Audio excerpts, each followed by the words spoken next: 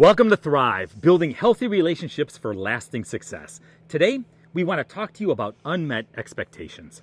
We bring into our relationships an array of hopes and dreams, otherwise known as our expectations. Expectations are profoundly powerful. They reflect what we long for and how we wish things would be.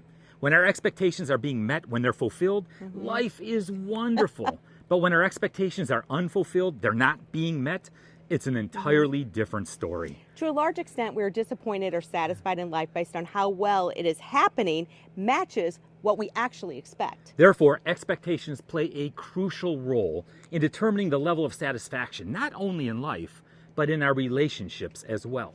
We all have expectation about minor things in life, like who's going to fill up the water jug in the refrigerator.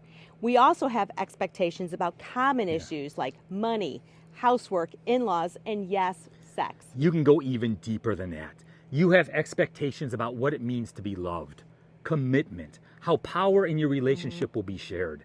Expectations affect everything, and unclear and unmet expectations provide great potential for conflict. So when you work to clarify your expectations, you move from me-ness to we-ness. So expectations can either lead to massive disappointment and frustration or to a deeper connection. So there's 3 keys to handling expectation, and number 1 is be aware of what you expect. So the first clue that you're struggling with unmet expectations is disappointment. When you are disappointed, sad, aggravated, frustrated, stop and ask yourself what you expected. It's mindfulness. Simply be aware. See, doing this can help you become more aware of important expectations that otherwise may be unconsciously affecting your relationship. For instance, when we lived in Treasure Island, I loved to go boating on the weekend. And my expectation is that's something that we would do together. Right. Well, if Suzanne found something else to do, well, then my expectation was not being met, and I would become frustrated and aggravated. So after being aware of an expectation, the next step is to consider whether your expectation is reasonable or realistic. If you expect that you're never going to argue, Yeah, that's unrealistic. Every couple argues. You know, another big unmet expectation among couples is the frequency of sex. I mean, that's a biggie.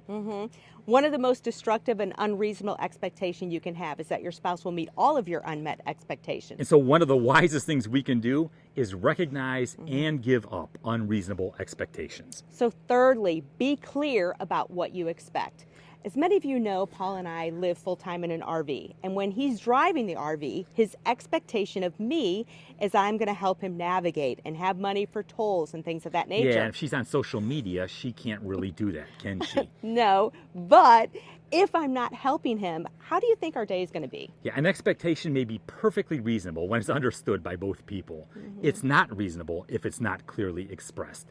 You see, your spouse cannot do anything about something he or she doesn't know about. So it's crucial to tell your spouse about your expectations. Yeah, we all tend to assume, and you know what it means to assume, right? That our spouse's model of the ideal marriage is the exact same as ours. Wrong. Unless you make your expectations clear, you're going to have trouble actually working as a team. You simply cannot work from a shared perspective if you don't share your perspective. Ooh, that's pretty profound, isn't it? So I want to share with you a powerful exercise. It's a list of questions that I want you to sit down with your loved one and discuss. It's entitled What to Expect When Expecting. And no, you don't have to be pregnant. I mean, this is a list of questions that Dr. Markman and Dr. Stanley out of the University of Denver developed. And once again, don't answer all the questions in one sitting.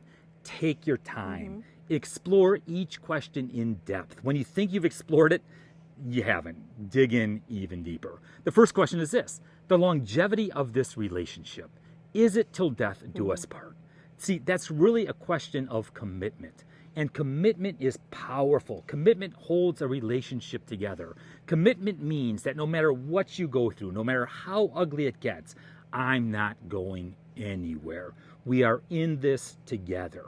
There are no ifs, ands, or buts. And the moment an if, and, or but is introduced, like I love you always, but, well, you just drove a wedge in the relationship.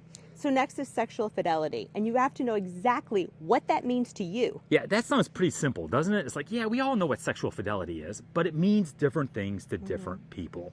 For instance, when we first moved to Florida, we lived in Ocala, which was about 45 minutes directly west of Daytona Beach.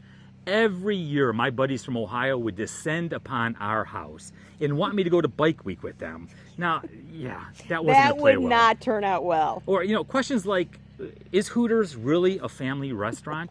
What movies do you watch? What's appropriate? What's not? What websites do you visit? See, this is a good long list of questions, but I want you to spend time on each and every one of them. Honestly share and watch your frustration disappear. You have a great day. God bless and live love.